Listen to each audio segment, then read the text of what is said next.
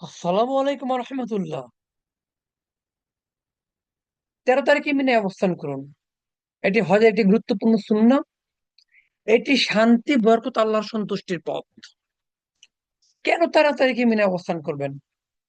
কারণ সুন্নাহর প্রতি ভালোবাসা, ধৈর্য ত্যাগের অনুশীলন, উম্মার ঐক্যের প্রতীক, আল্লাহর জিকিরের সময় ব্যয় এবং ইব্রাহিম আদর্শের বাস্তব অনুসরণের জন্যই আপনি 13 তারিখ মিনে অবস্থান করবেন। 13 তারিখ মিনে না থাকার কি কারণ থাকতে পারে যে আপনি 13 তারিখে মিনে থাকবেন না? আমি আপনাকে 5টি রিজন বলছি যে কারণে আপনি 13 তারিখ মিনায় থাকবেন না। এক, সব কাজ তো শেষ, এখন মিনায় থাকার দরকারটা কি? দুই, মিনায় খুব কষ্ট হয় তাই আগে চলে যাব। তিন, ভিড় এড়ানোর জন্য আগে চলে যাওয়াই ভালো। চার, হোটেলে আরাম করে ইবাদত করাই ভালো। পাঁচ, 13 তারিখে থাকলে সময় নষ্ট হয়। এই 5টি অজুহাত ছাড়া আমার জানা মতে আর কোনো কারণ নেই যে কারণে আপনি 13 তারিখে মিনায় থাকবেন না। চলুন দেখি প্রথম কারণ, সব কাজ তো শেষ, এখন মিনায় থাকার দরকারটা কি? এর জবাব হচ্ছে, হজ শুধু ফরজ কাজ শেষ করার নাম নয়, বরং রাসূলুল্লাহ সাল্লাল্লাহু আলাইহি সাল্লামের পূর্ণ অনুসরণে হজের সৌন্দর্য। রাসূলুল্লাহ সাল্লাল্লাহু আলাইহি সাল্লাম 11, 12, 13 তারিখ মিনায় অবস্থান করেছেন এবং সাহাবীরা তা শিক্ষা দিয়েছেন। রাসূলুল্লাহ সাল্লাল্লাহু আলাইহি সাল্লাম বলেন, তোমরা তোমাদের হজের নিয়ম পদ্ধতি আমার থেকে গ্রহণ করো। অতএব 13 তারিখে মিনায় অবস্থান করা সুন্নাহ মুআক্কাদা ও নববী আদর্শের অংশ।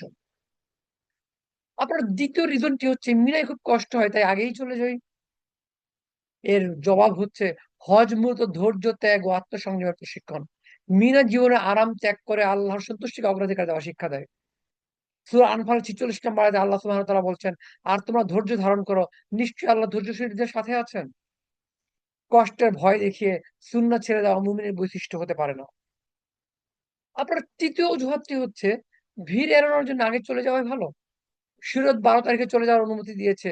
তবে 13 তারিখ পর্যন্ত থাকা উত্তম ও অধিক ফজিলতপূর্ণ। আল্লাহ সুবহানাহু ওয়া তাআলা সূরা বাকারার 203 নম্বর আয়াতে বলেন, যে ব্যক্তি তাড়াতাড়ি করে 2 দিনে চলে যায় তার গুনাহ নেই, আর যে বিলম্ব করে তারও গুনাহ নেই, যদি সে তাকওয়া অবলম্বন করে। দেখেন আল্লাহ সুবহানাহু ওয়া তাআলা বলছেন, যারা 12 তারিখে চলে যায় তারা তাড়াহুড়া করছে।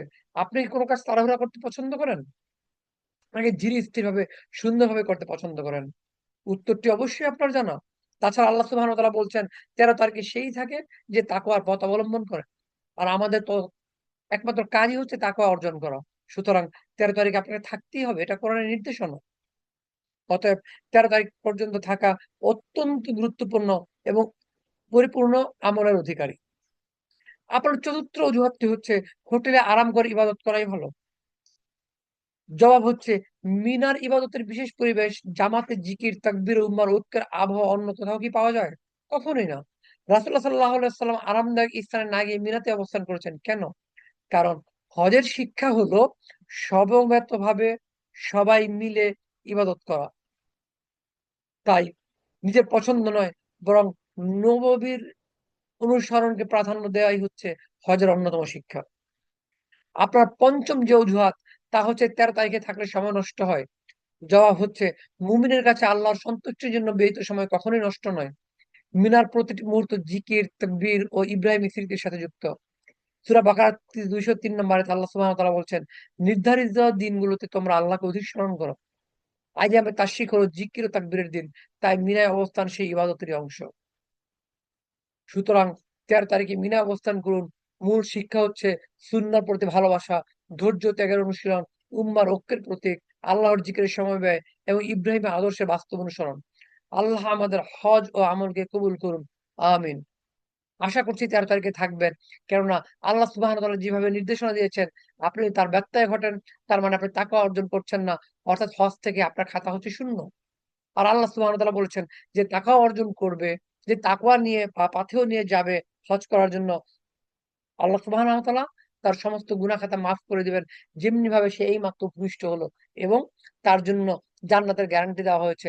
বলা হয়েছে, মাবরুর হজের বিনিময়ে জান্নাত ছাড়া আর কিছুই নয়। সুতরাং আপনি কি এই পরীক্ষায় পাস করতে চান? নাকি জান্নাতের অস্পষ্টতা নিয়েই আপনি চলে আসতে চান?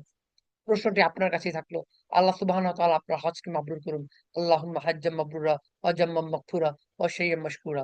বারাকাল্লাহু লি ওয়া লাকুম। আসসালামু আলাইকুম ওয়া রাহমাতুল্লাহ।